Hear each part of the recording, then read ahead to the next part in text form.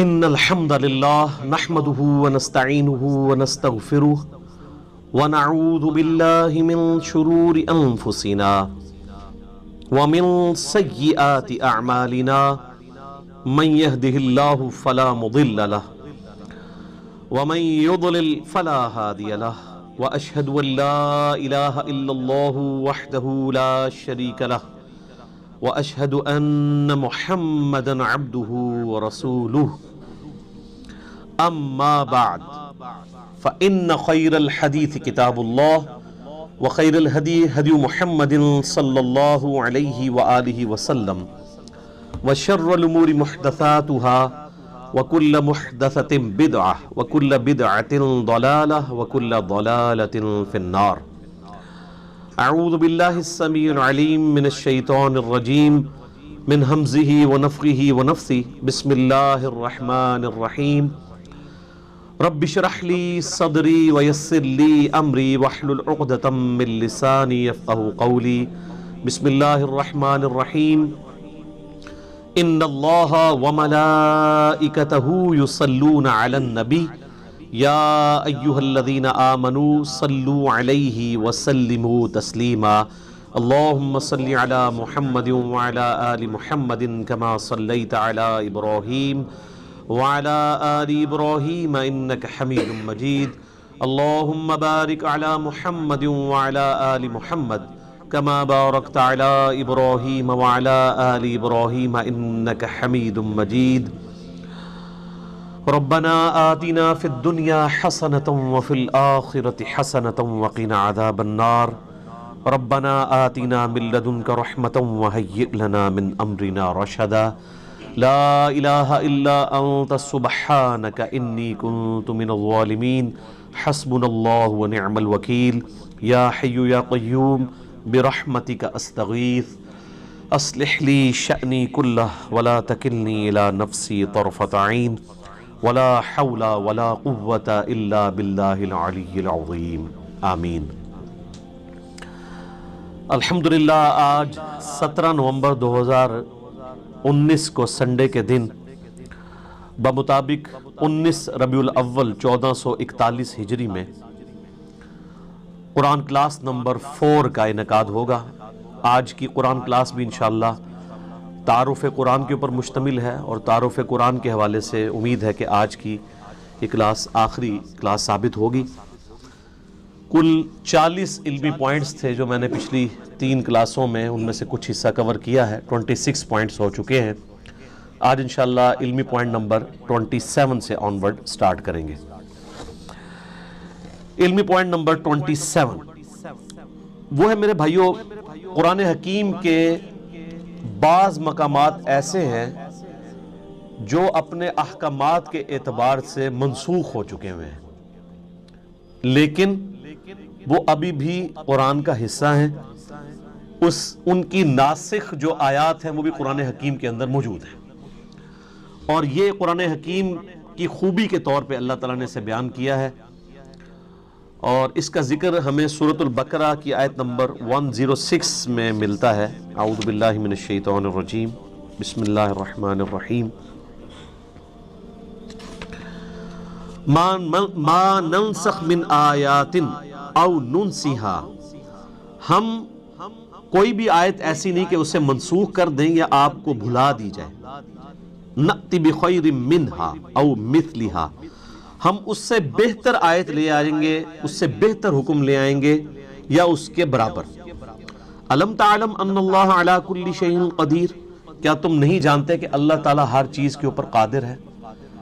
تو شریعت کے اندر بھی ناسخ و منسوخ ہے، جس طریقے سے پرانی شریعتیں اور شریعت محمدیہ صلی اللہ علیہ وآلہ وسلم میں ناسخ و منسوخ کا سلسلہ ہے۔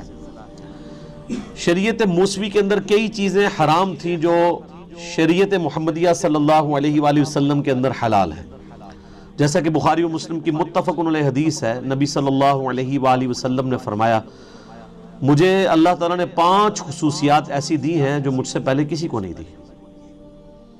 ان میں سے پہلی چیز یہ ہے کہ اللہ تعالیٰ نے مجھے پوری انسانیت کے لیے پیغمبر بنا کر بھیجا ہے۔ اگلے پیغمبروں کو اللہ تعالیٰ کسی قوم اور قبیلے کے لیے بھیجتا تھا، میری نبوت پوری انسانیت کے لیے، وَمَا أَرْسَلْنَاكَ إِلَّا كَافَّةً لِلنَّاسِ بَشِيرًا وَنَذِيرًا۔ دوسرا، اگلی امتوں کے اندر نماز کے لیے اسپیسیفائیڈ جگہ ہوا کرتی تھی، جبکہ اللہ تعالیٰ نے میری امت کے لیے یہ آسانی دی ہے کہ پوری زمین کو سجدہ گاہ بنا دیا۔ شریعت موسوی میں تو آپ نمازیں ہر جگہ نہیں پڑھ سکتے تھے سوائے ان معبد والی جگہوں پہ جہاں عبادت ہوتی ہے، ٹیمپلز میں، جبکہ اس امت میں آپ جہاں مرضی نماز پڑھیں۔ تیسری چیز آپ نے فرمائی مال غنیمت اللہ تعالیٰ نے میرے لیے حلال کر دیا جو اگلی امتوں میں حرام تھا۔ قرآن میں ذکر ہے اگلی امتوں میں مال غنیمت یعنی کافروں کا جنگ میں چھوڑا ہوا جو مال تھا اس کو اوپن میدان میں لا کے رکھتے تھے، ایک آسمان سے آگ برستی تھی اور اس کو خاک کر دیا جاتا تھا، لیکن اس امت کے لیے اسے حلال کر دیا گیا، سورۃ الانفال نازل ہوئی۔ چوتھی چیز آپ صلی اللہ علیہ وآلہ وسلم نے فرمایا اللہ تعالیٰ نے ایک مہینے کے روب سے میری مدد فرمائی ہے، یعنی میری امت ایک مہینے کی مسافت پہ ہو تو اللہ تعالیٰ کی طرف سے اگلی جو ان کے مد مقابل قومیں ہیں ان کے اوپر روب ڈال جائے گا۔ اور پانچویں چیز اللہ تعالیٰ نے میرے لیے شفاعت کا دروازہ کھولنا ہے، مجھے شفاعت کا اذن عطا فرمانا ہے۔ مسلم شریف میں ایک چھٹی چیز بھی ہے کہ اللہ تعالیٰ نے مجھ پہ ختم نبوت کا سلسلہ فرما دیا ہے۔ صحیح مسلم میں ایک اور چیز بھی ہے کہ اللہ تعالیٰ نے مجھے جوامع کلمات کے ساتھ مبعوث کیا ہے۔ تو پچھلی شریعت اور اس شریعت میں بھی ناسخ و منسوخ کا سلسلہ ہے، اور پھر ودن شریعت محمدیہ صلی اللہ علیہ وآلہ وسلم سرکمسٹانسز کے مطابق اللہ تعالیٰ نے احکامات کو بدلا ہے۔ اب اس کے پیچھے حکمت کیا ہے؟ اللہ تعالیٰ ہمارا یہ ہماری قدرت کا یہ بھی شاہکار ہے کہ ہم اپنی شریعت میں بھی کسی بھی وقت چینج کر سکتے ہیں۔ اللہ تعالیٰ اپنی شریعت کا بھی پابند نہیں ہے، بس اتنے ایریے کے لیے پابند ہے جتنے ایریے کے لیے، جتنے سرکمسٹانسز کے لیے، اوقات کے لیے اسے پابند کیا گیا۔ جو یونیورسل ٹروتھ ہے وہ تو اللہ تعالیٰ ہمیشہ کے لیے ان کا پابند ہے، اس لیے کہ لا تبدیل لکلمات اللہ، اللہ کے کلمات نہیں بدلتے، جو اللہ نے رولز طے کیے۔ لیکن جہاں پہ اللہ تعالیٰ خود ہی چیزوں کو وقت اور حالات کے مطابق چینج کرتا ہے، اس لیے نہیں کہ اللہ تعالیٰ پہلے بھی وہ کر سکتا تھا، پہلے کر دیتا تو آپ کے لیے مصیبت کھڑی ہو جاتی۔ شراب کا اگر حکم پہلے دن ہی حرام ہو جاتا تو کتنے لوگ شراب کو چھوڑتے، اس سے گریجولی کیا گیا۔ اسی طریقے سے آپ ناسخ و منسوخ میں یہ دیکھیں کہ پہلے جو ہے وہ وصیت کو لازم قرار دیا گیا سورۃ البقرہ میں، وراثت کے احکام نہیں آئے تھے۔ سورہ نساء کے اندر پھر پوری ڈیٹیل آ گئی، اس کی وجہ سے وہ والی آیات منسوخ ہو گئیں۔ اب اللہ تعالیٰ نے خود وارث کا حصہ رکھ دیا ہے، ماں باپ کو اتنا ملے گا، بیوی کو اتنا ملے گا، بچوں کو بچیوں کو اتنا، پوری ڈیٹیل سورہ نساء کا دوسرا رکوع۔ اسی طریقے سے سورۃ الانفال میں ہی پہلے آیا کہ جو ریشو پروپورشن کے اعتبار سے ایک مسلمان 10 کافروں پر بھاری ہے۔ پھر اللہ تعالیٰ نے فرمایا اب ہم نے تمہاری کمزوری دیکھی ہے، اب یہ وہ ریشو پروپورشن قائم نہیں رہے گی۔ اس میں اللہ کا کوئی قصور نہیں، اس لیے کہ جو نیو مسلم ہے ان کے ایمان کا لیول وہ نہیں ہے جو مکے کے مسلمانوں کا تھا، تو اللہ تعالیٰ نے اسے ریوائز کیا اور فرمایا کہ اب ایک مسلمان 2 پہ بھاری ہوگا۔ یہ نہیں ہے کہ وہ اب بھی 10 پہ ہی بھاری رہے گا، وہ اب جو مسلمان ہیں وہ ابو بکر، عمر، عثمان و علی والے مسلمان تو نہیں ہے۔ ٹھیک ہو گیا؟ تو یہ بھی ناسخ و منسوخ۔ اسی طریقے سے سورہ نساء کے اندر اللہ تعالیٰ نے فرمایا تھا کہ جو زانی ہے عورت اسے قید کر دو یہاں تک کہ اسے موت آ جائے، یعنی پوری زندگی کے لیے گھر سے باہر نہ وہ نکلے۔ قید سے مراد کسی جیل خانے میں نہیں، گھر کے اندر، اس میں الفاظ ہیں کہ ان کو گھروں میں رکھو۔ اور پھر اسی آیت میں آیا کہ یا پھر اللہ تعالیٰ جب ان کے لیے کوئی حکم مقرر فرما دے گا مستقبل میں، اور وہ پھر زنا کی سزا آ گئی 100 کوڑوں کی شکل میں سورہ النور کے اندر۔ تو اس طریقے سے ناسخ و منسوخ کا ایک سلسلہ ہے، قرآن حکیم کے اسٹوڈنٹ کو یہ بھی پتہ ہونا چاہیے۔ ناسخ و منسوخ تو بہت لوگوں نے اس پہ اوپر کام کیا ہے، اور بعض جو علماء ہیں نا وہ انہی چیزوں کا سہارا لے کے کہتے ہیں قرآن بڑا مشکل ہے، قرآن پتہ ہے اس میں تو کچھ منسوخ آیات بھی ہیں، ان سے ہی پوچھ لیں کتنی ہیں آپ بتا دیں تو ان کو بھی نہیں پتا ہوں گی، تو کہانیاں کراتے ہیں۔ ٹوٹل 5 مقامات ہیں، اور وہ بھی آپ ناسخ و منسوخ اس اعتبار سے نہیں ہے بلکہ وہ سرکمسٹانسز کے اعتبار سے۔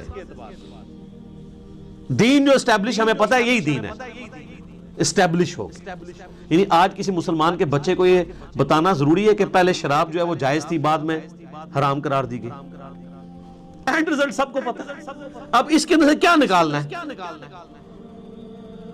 خام خواہ ایک معاملے کو الجھانا، علمی روب ڈالنا، بلکہ میں اسے علمی رعب نہیں، علمی شہوت کہتا ہوں. جیسے وہ شہوات، یہ شہوت ایسے اردو میں تو لفظ نٹوریس، عربی میں شہوت یعنی کہتے ہیں کسی چیز کی لت پڑ جانا، وہ کسی بھی فارم میں ہو سکتی ہے. یہ ہم اسے سیکس کے ساتھ ریلیٹ کرتے ہیں، ویسے بھی کوئی دنیا کی محبت بھی ایک شہوات، دنیاوی شہوات.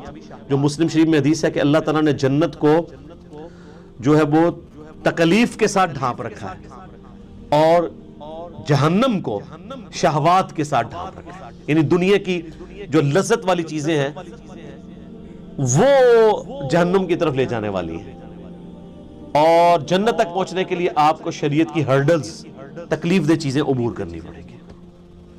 تو یہ علمی شہوت ہوتی ہے علماء کی، جو اس قسم کی باتیں کر کے الجھاتے ہیں.